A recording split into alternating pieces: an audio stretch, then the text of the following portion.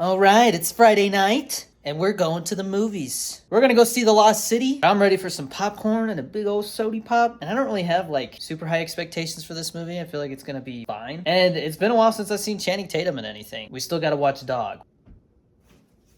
Hey look, they finally took down that Spider-Man banner. All right, we just got out of seeing The Lost City, and it was pretty funny.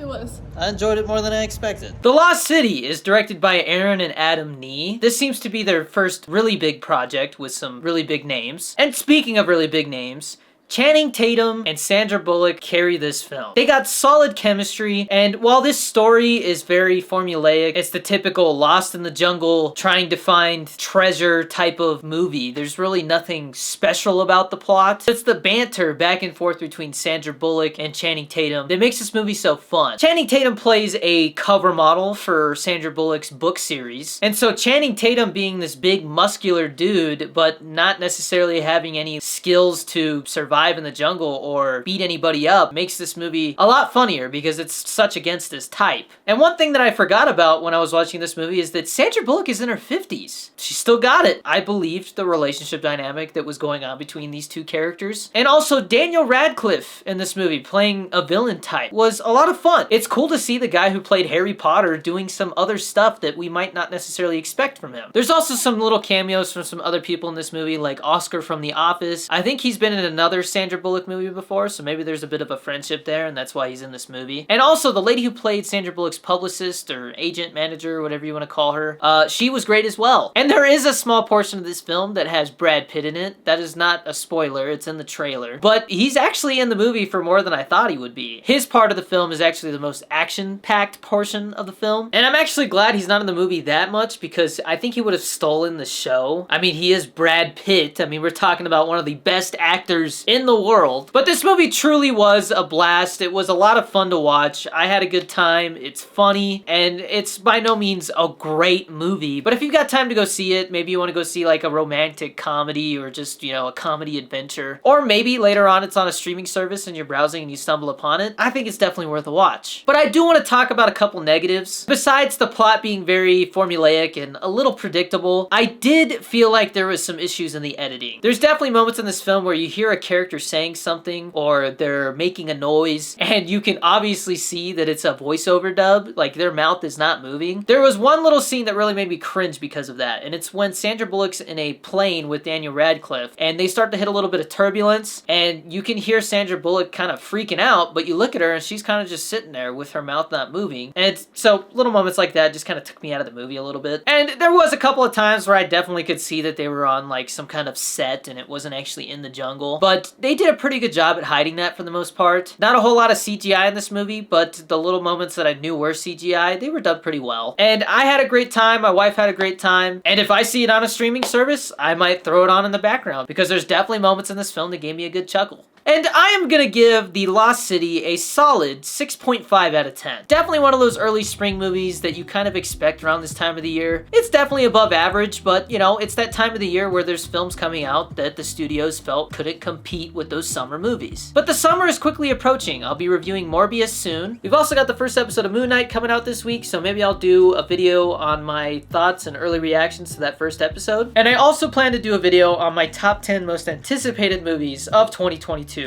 after March, because obviously the movies that came out before April have already come out and therefore they can't be anticipated anymore if I've already seen them. So lots to come. If you like these videos, be sure to drop a like, share these videos with your friends who also like movies, and also use GFUEL code DannyD at gfuel.com. That'll save you 10 to 30% off, and it directly supports my content and allows me to keep doing these videos for a living. And when I'm sitting there late at night and editing and trying to get these videos out to you in a timely manner, or at least on schedule, it's that tasty caffeinated beverage that keeps me going. And also guys, if you made it this far in the video, comment the word lost, because if I see that you commented the word lost, I know you watched the whole thing and you're a real one. That's all until the next one guys. As always, stay safe, be nice to each other out there, and I'll see you in the next one.